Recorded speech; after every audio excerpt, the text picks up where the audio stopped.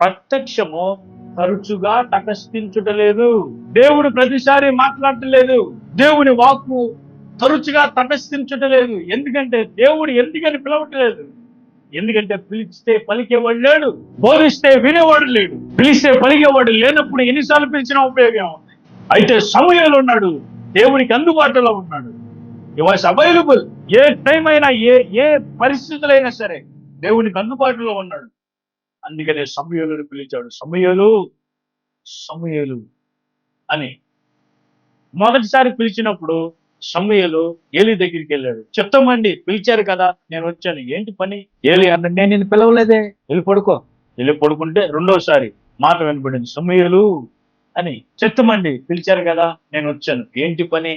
ఇందాక మనం నేర్చుకున్నాం కదా, the heart of servanthood, పరిచర్య చేసే మనసు. ఈ ముసలోడు తిని తొంగోక పదే సార్లు పిలుచుకుంటాను అనుకోలేదు పాపం.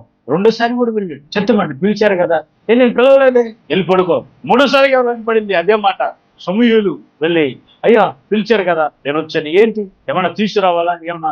ఏమన్నా కావాలా? మూడోసారికి ఏలి అర్థమైంది. ఏలికి ఏమర్థమైందంటే దేవుడు సమూయేలుని పిలుస్తున్నాడు అని. ఈసారి అన్నాడు, సమూయేలు, నేను పిలవలేదు, వెళ్ళి పడుకో. ఈసారి ఎవరన్నా పిలిస్తే నువ్వు ఏమన్నాలో తెలుసా? ప్రభువా, నీ దాసుడు ఆలకిస్తున్నాడు, సెలవిమ్మని, ఆజ్ఞేయమను, నీతో మాట్లాడు. దేవుడు ఒకసారి కాదు, 2 సార్లు కాదు, 3 సార్లు కాదు, 4వసారి సమూయేలుతో మాట్లాడాడు. 3 సార్లు దాటి 4వసారితో మాట్లాడాడు. ఎందుకో తెలుసా?